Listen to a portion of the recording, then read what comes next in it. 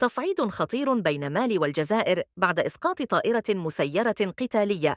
في تطور خطير يزيد من حدة التوتر بين باماكو والجزائر، أعلنت الحكومة المالية رسمياً أن طائرة مسيرة تابعة لجيشها أسقطت داخل الأراضي المالية، متهمة الجزائر بالمسؤولية المباشرة عن هذا الحادث الذي وصفته بالعمل العدواني المدبر. في البداية، أكد الجيش المالي أن الطائرة المسيرة التي تحطمت بالقرب من منطقة تينزاوتين كانت في مهمة مراقبة روتينية للأراضي المالية، غير أن البيان الأول لم يشر إلى أي تدخل خارجي في سقوط الطائرة، مشيراً إلى فتح تحقيق لتحديد الأسباب. لكن بعد ساعات قليلة تغيرت الرواية بشكل دراماتيكي، حيث خرجت الحكومة المالية ببيان أكثر حدة اتهمت فيه الجزائر صراحة بإسقاط الطائرة داخل الأراضي المالية، مؤكدة أن موقع الحطام يبعد 9.5 كيلومترات جنوب الحدود الجزائرية. وذهبت باماكو إلى أبعد من ذلك، معتبرة الحادث عملاً عدوانياً ممنهجاً. لم تكتف مالي بتوجيه الاتهامات، بل اتخذت سلسلة من الإجراءات التصعيدية، كان أبرزها إعلان انسحابها من لجنة الأركان المشتركة التي تجمعها بالجزائر، والتي تعتبر منصة أساسية للتنسيق الأمني والعسكري بين البلدين في مواجهة التهديدات الإرهابية في منطقة الساحل.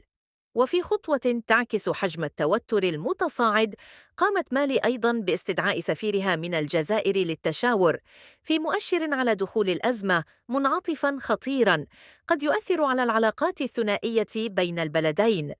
مالي تتهم الجزائر بدعم الإرهاب، وفي تصعيد جديد وجهت الحكومة المالية اتهاما خطيرا للجزائر، مدعية أنها تقدم دعما مباشرا لما تعتبره باماكو جماعات إرهابية، في إشارة إلى الحركات الأزوادية التي تنشط في شمال مالي وتطالب بالحكم الذاتي. هذا الاتهام قد يزيد من تعقيد المشهد الإقليمي، خاصة مع الدور الذي تلعبه الجزائر كوسيط في العديد من النزاعات الإفريقية. وفقاً للجيش المالي، فإن الأحداث بدأت عندما رصدت مركبة رباعية الدفع تحمل مسلحين وإمدادات على بعد 3.5 كيلومترات جنوب شرقي تينزاوتين، وقبل كيلومترين فقط من الحدود الجزائرية.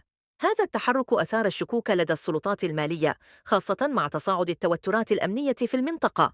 هل نحن أمام مواجهة مباشرة؟ تصاعد الأزمة بين الجزائر ومالي يطرح تساؤلات خطيرة حول مستقبل العلاقات بين البلدين، فهل نشهد تصعيداً أكبر قد يصل إلى مواجهة مباشرة، أم أن هناك مجالاً للتهدئة عبر القنوات الدبلوماسية؟ في ظل الاتهامات المتبادلة والتوتر المتزايد، تبقى كل الاحتمالات مفتوحة. تفضل، شو قلت لكم امبارح؟ بصحى بنام بلاقي خريطة الجزائر راح نصها. تابعونا على قناة لا أنا.